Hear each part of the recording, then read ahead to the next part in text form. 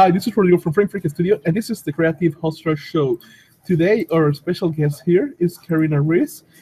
She's from Santa Barbara, now living in LA, and she draws mostly layouts and characters, but also she's making toys and books. So, welcome. Hi, how are you? Pretty good. So, first of all, we'd like to ask you about your history. How did you get started into this path of art? Was something that you were doing since you were a kid, or was something that you took later on in life? Well, I've always been very artistic and just always trying to make my own things. I've always been trying to figure out a better way to do anything, whether it's art related or not. So I guess it wasn't really until I moved from Santa Barbara to Ventura that I started exploring more of the artwork side and just kind of, I guess, dealing with the move that was big to me at the time. And I guess from there, I took it forward to high school and got in touch with the art teachers in there, and they kind of helped me push my boundaries. And then by then I decided, okay, I want to do that for the future. And so I played around with more artwork in college, trying all these different classes, not really knowing exactly what I wanted to do. And then I ran into an instructor that happened to be an Art Center College of Design alumni. And she was telling me how great the school was and everything. And it was then that I just was like, I got to go to this school. I want to get better. I want to improve. And I got in and I just started studying and found that my passion all along was in, TV animation, illustrations, everything like that. And I've just always had a knack for that. I mean, I've also been very interested in three-dimensional work. So every now and then I'll pick something up and add it to my toolbox and just kind of keep adding to it. So that's kind of where I am now, just going everywhere. And what made you decide to go for layouts and like background design and all this? What was that something about that made you say like, okay, let's focus on this path? Well, for me, it's always been when I've seen movies, TV shows, I've always liked the environments they're in, because you escape into it and you're like, oh, I wish I could be part of this. Looking at how the items have been created, why they were created that way, and how far you had to go to create it. How does it function for that character? How does it function in that environment? So for me, that's why I really love the environments and the props and everything like that. It's just how far can you push it to make it not our world, Awesome. Also, what will be your process to creating this artwork? For me, it's like we have deal with creating like backgrounds, design, and things like that. But I think we are still on a very basic levels. And I see your work, and I see that you're putting like way more attention than definitely we are right now. So, what would be like your process for creating all these props and all these backgrounds? Well, I just look at inspiration first off, as any artist would do, is just look at your favorite artist, look at what's kind of trending right now, and then doing a kind of brainstorming. So as I've learned from many of my instructors at Art Center, is just kind of doing a little brainstorming map, seeing what these words kind of mean to you and what it goes. For example, you say like beach, you think of sea, the sand monsters, sea monsters, and you kind of push it even further to stuff like that. And I've always combined that. And then afterwards, I look at other inspirations of what's current, stuff like that. Let me see. Sorry, there's a huge sound. So combining, not only combining, artwork that's current, just looking at objects and then combining them with other objects. So maybe the texture of mushrooms or something into this creature or into this object, you know, if it's for a sea environment, something like that. And I see that you like to make as well toys and books, it says in your website. So how is that going on, and how did you get into designing toys? Ooh, I don't remember that one.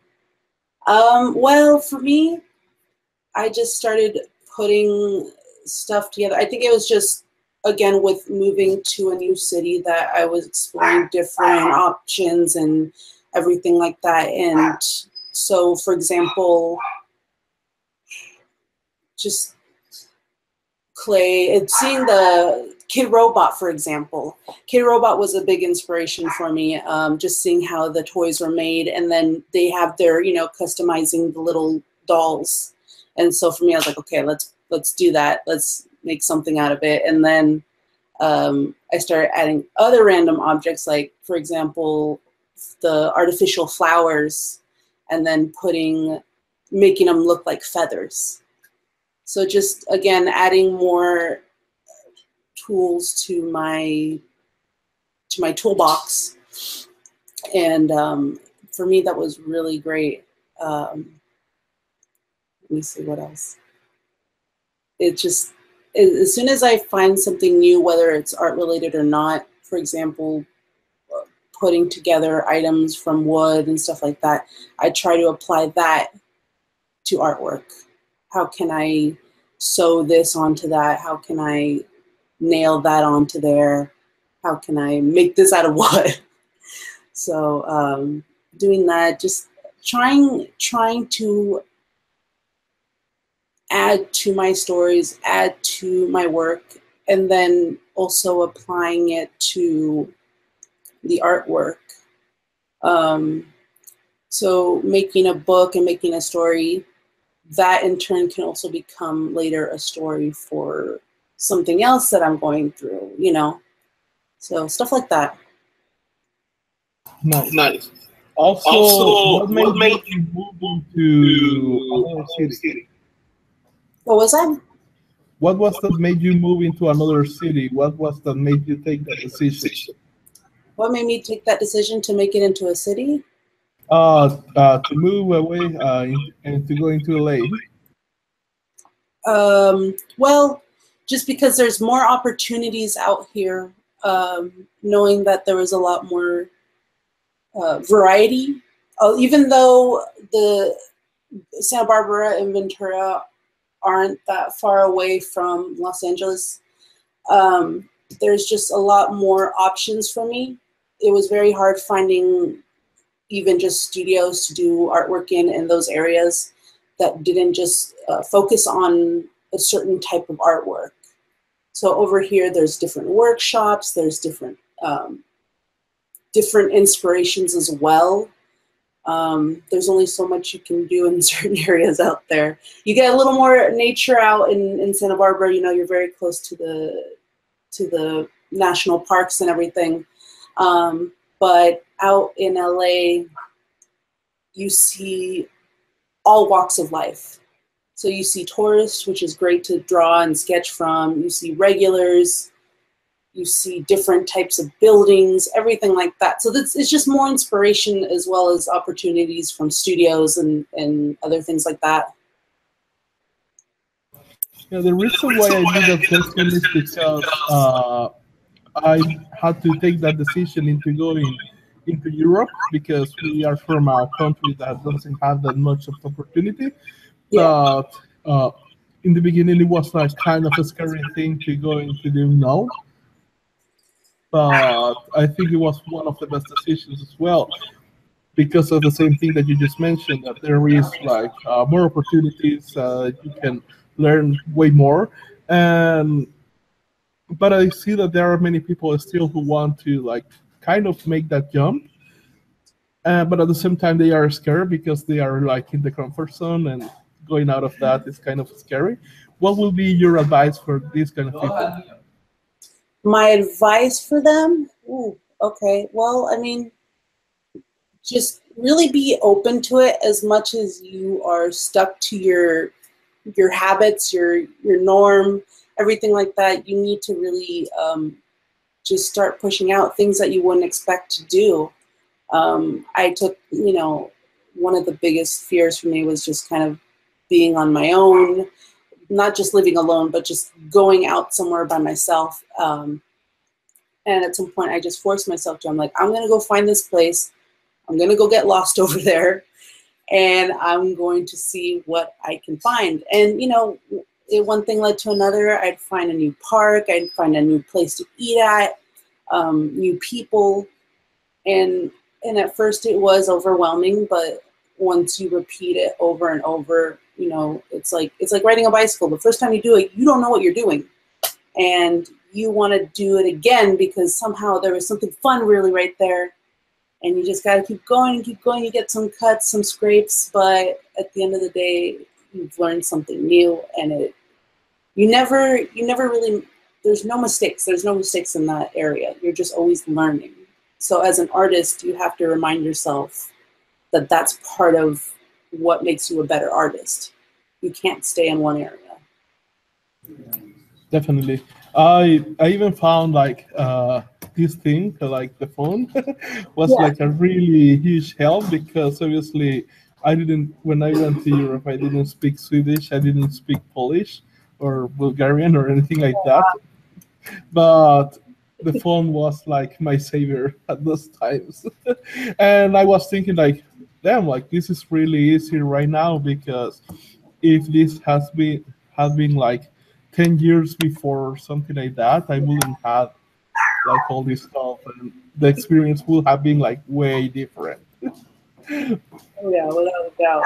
Without a doubt. Also, something that I want to ask you is that uh, in the area of the people who want to join art, like when people are beginning, as you say, like whenever you start doing something that you don't know and pretty much you make a lot of mistakes, uh, what will be the most common mistakes that you see people getting into this path that they are making, but they do not know that they are making it?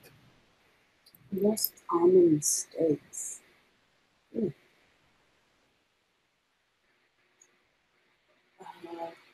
I guess a lot of the times it's just kind of thinking you can do it on your own. You're like, oh yeah, I'll do it. I know what to do. I'm an artist. I'll figure it out. And I guess that goes for really anyone as well. Is just not knowing that you need to rely on others, and but that's really helpful.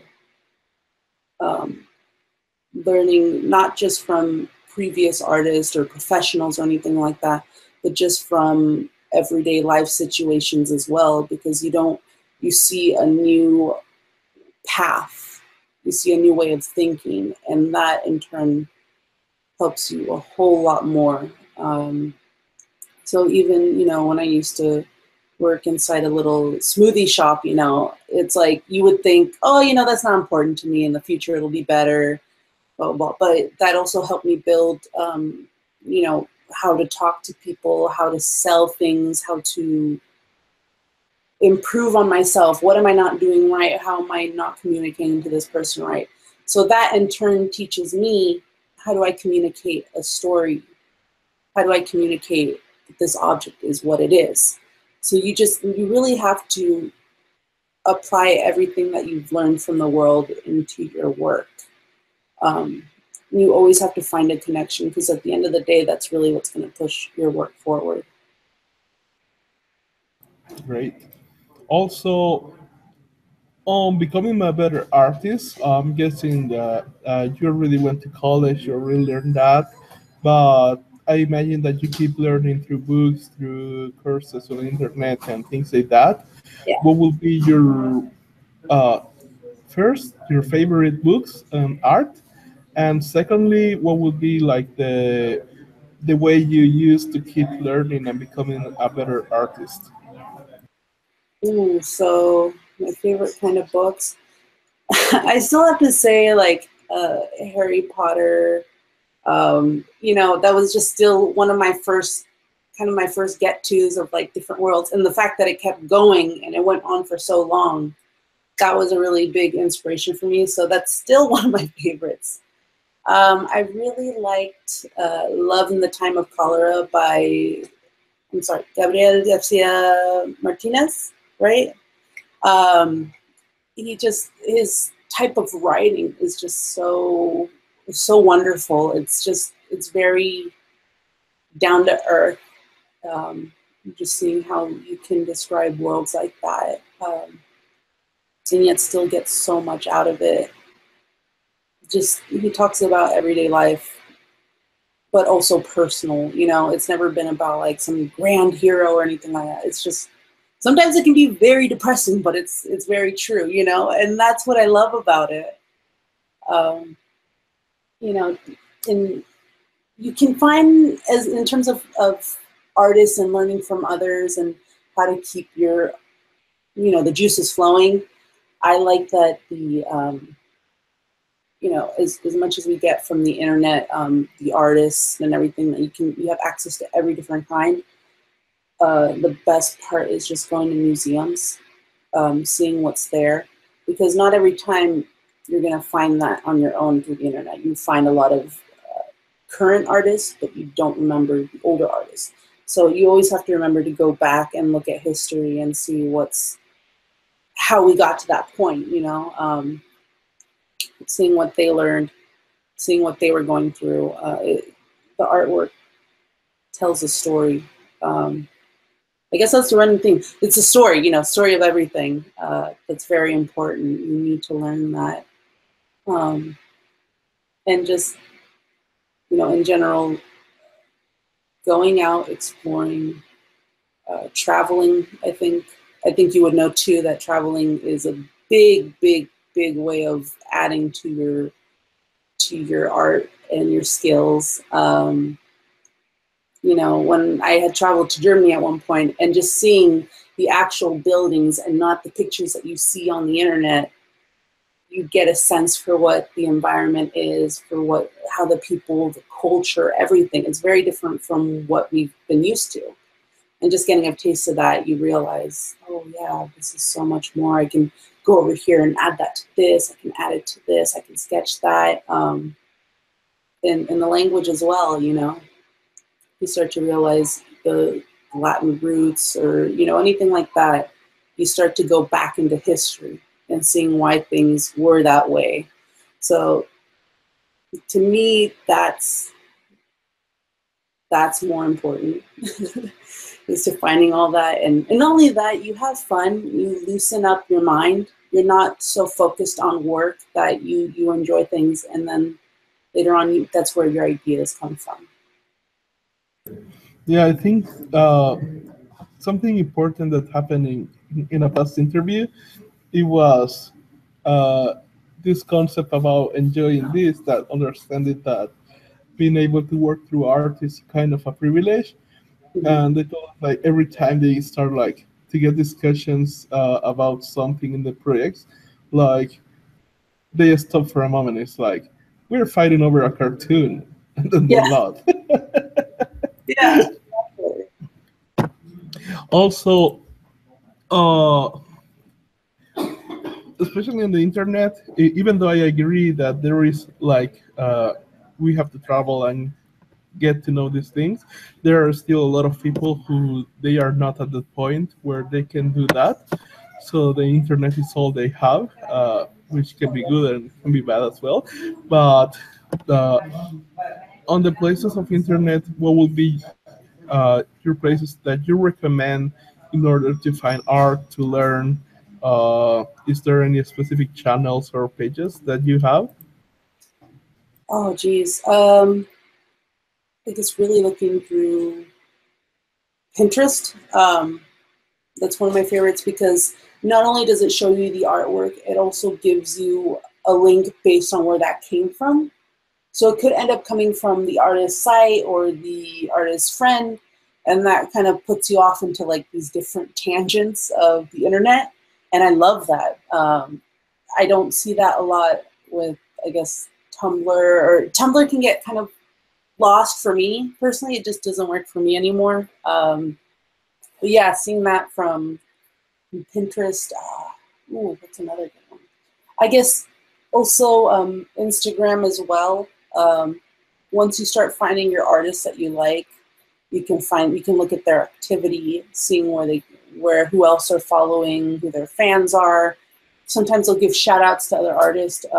So finding that kind of inspiration for artists is great. And surprisingly, YouTube. Sometimes you'll look up documentaries, you'll look up a how-to video, and then you see the recommendations, and that kind of leads into another tangent of YouTube. I've done that so many times, and then I find out how to make, I don't know, a shelf, and I didn't even think about that. So that's really important, because then you realize how the mechanics work. So just even making a chair, now you know how they're put together. So for me, that helps, because then I can add that to my work later on and make it look believable. So little things like that. It's not just artwork, but yeah, the internet's great. You know, I don't mean to put it down, but it's awesome. Yeah, it does have its downsides too, because, for example, in the beginning, Facebook was for me like a huge tool for networking, but at the same time, you can imagine how that can go wrong in so many ways, in losing a lot of time, right? So, it was really hard to manage that for me in the beginning.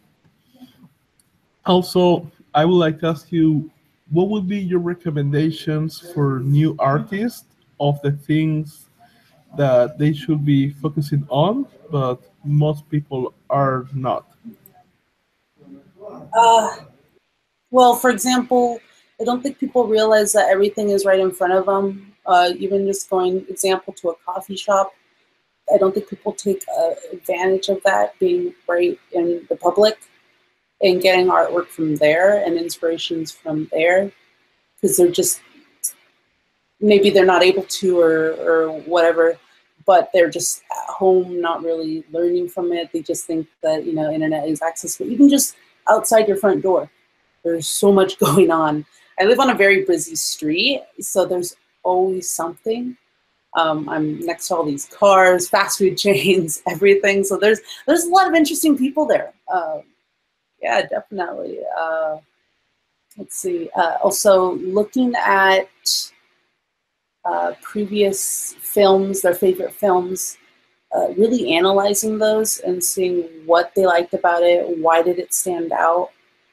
Even doing copies from that movie, you know, just looking at how the lighting is, what the environment is like, characters, live action or animation. That's a good recommendation, is learning from, you know, the same way you learn from previous artists, the basic drawing skills, is looking at current films now, current times now, and seeing how they're applying that as well.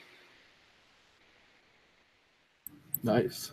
Yeah, definitely. There was something a mentor of mine said recently, by the way, that was that the value of knowledge was in the utility, not in the novelty. And something that I realized was that I was getting caught into trying to learn new things, like trying to find a new method to get like the company going forward, Yeah. instead of realizing that many of the things, as you say, like were right in front of me, but because they weren't like shiny, or they weren't like elegant or something like that, Yeah. uh, pretty much I wasn't doing it. And and yeah, that made me realize, okay, yeah, I have like the answer right here. It's going to take time, but like this is it, and I had it like a long time ago. So, Yeah. uh, it's funny that you mentioned that. Uh, Also, this is a hard question that I like to ask everybody that comes into this interview. Let's say that you wake up tomorrow and you're in a new dimension. Nobody knows about you, but you have all your skills, all your knowledge, and you have $500 in your pocket. What do you do as soon to get to this point that you are right now professionally, as soon as possible with everything that you know? Oh, that is hard. Geez. Oh gosh, let me think about that. So if they gave me $500, or I had $500, and to get Yes. all the knowledge that I would need. No, you already have all the knowledge, you Okay. already have all the skills, and you have $500. But nobody knows you, like your network has disappeared, Okay. and you have to start growing out your reputation and getting the jobs again. I guess I would spend that money just hanging out with people, whether taking them out to lunch or just going out, because you never know who knows who. You know what I mean? It takes you on a great journey. I mean, we met at CTN, and look where we are now. We ran into each other again. So I guess I would use it towards having fun, because eventually along the way you do find someone who has similar interests, and that'll take you forward. So I think I would just keep having fun. Yeah, there was something that happened to me when I was starting my first business. And again, like I come from a country that is like in a really bad situation, like a third world country. And I was like, when I started, I was like 100% sure that I didn't knew anybody that had some opportunities. But I had a mentor, and he was like, do not assume, like, how are you 100% sure of this? So just go to the people, that everybody that you know, and start asking to see if you can get your first clients. And actually, yeah, like I started like talking about my first business that was like a web design business. And a couple of people that I already knew that knew me for years recommend me to other people, or they themselves were like working in a project right now. And I was able to get like my first $1,000 really fast in 1 week by just talking to my direct network. And I was blown away, because I was like, again, like I was like completely sure that I didn't knew anybody who will have like an opportunity for me, and I was like completely wrong. So yeah, definitely networking and asking, like just asking is a huge. Also, uh, on the events, we met each other through CTNX. It was my first event of that kind, so it was kind of like too much to take in. It was a bit overwhelming, so I was trying to see everything that I could, but at the same time, like that was overloading my brain, and I was able to get the hang out of it until like the third day. But in your case, what are the events that you like the most to go, and how will be your advice to make the most out of these events? Ooh, what my favorite events. I guess, for example, CTNX, that's really great because not only do you find, big artists, big names like that, but you also find people who are in the same exact time of their life as you. They're not there yet. They're not that high up, or they haven't just started.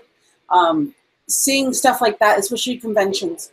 Conventions are definitely fun because you never know who is there, the artists. And then, I know this is kind of a hard one for other people. They may not have that, but a lot of my friends that I went to school with that have graduated, some of them do fine art or other types of illustrations. I go to their events to check it out and get fresh ideas, even though they're not necessarily related to me, because again, you never know who they know. So that's really good. Other events, I guess also just regular museum events. I'm next to the LA County Museum of Art. They have all kinds of events, not just fine art. They have current ones,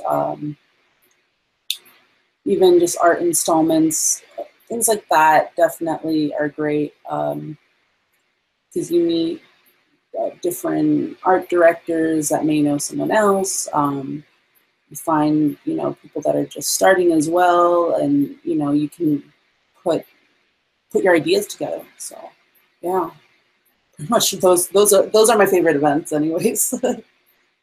And what will be your advice to make the most of out of them? To make the most out of it,